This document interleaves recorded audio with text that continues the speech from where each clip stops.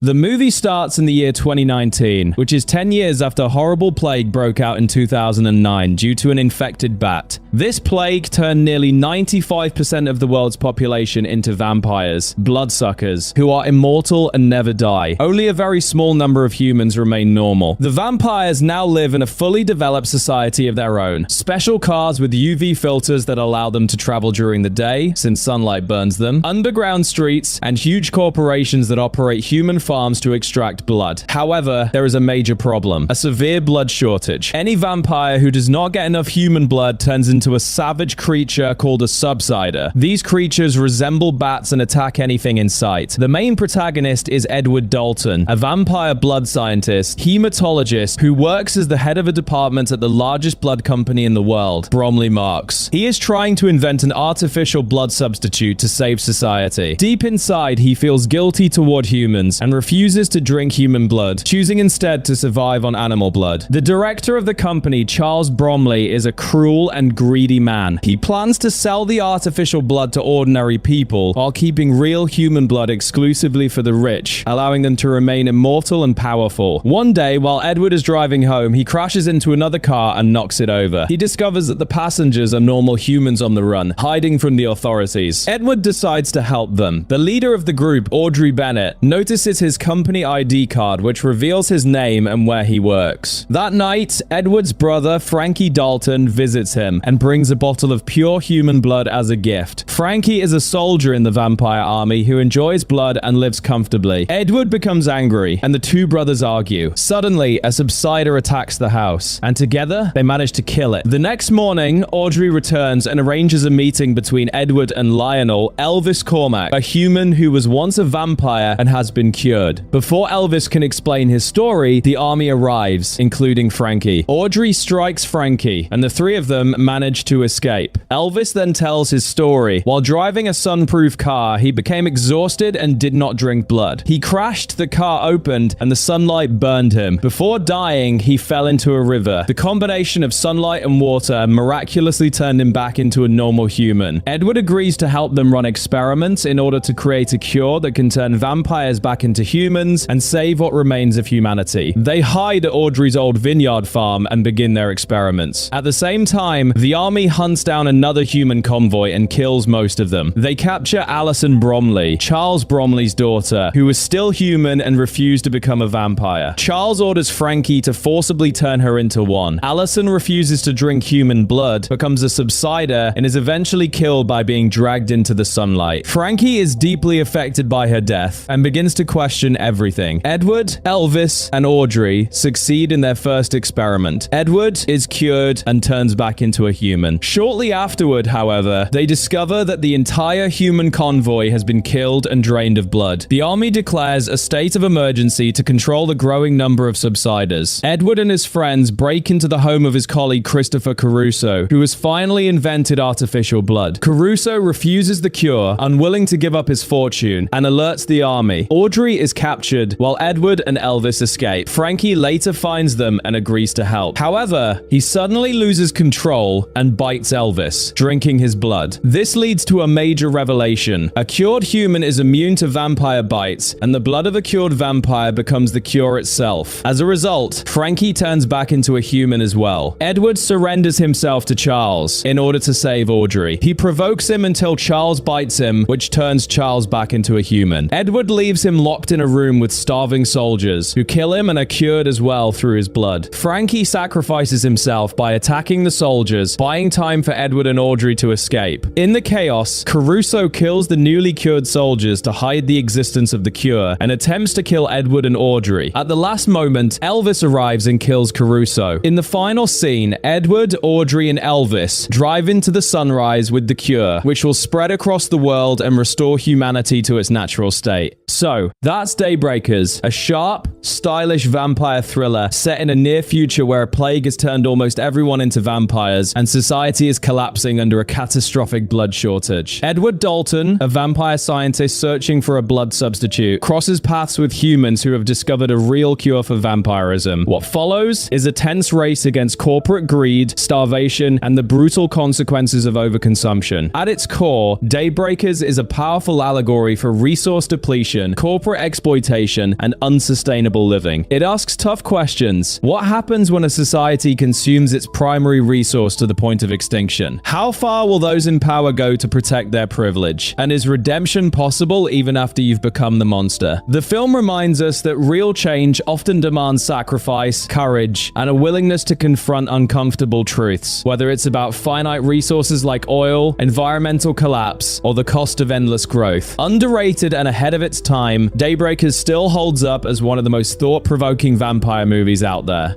If you enjoyed this breakdown, give it a like, drop your thoughts in the comments. Have you seen Daybreakers? What did you take away from it? And subscribe for more movie deep dives. Thanks for watching, and I'll see you in the next one.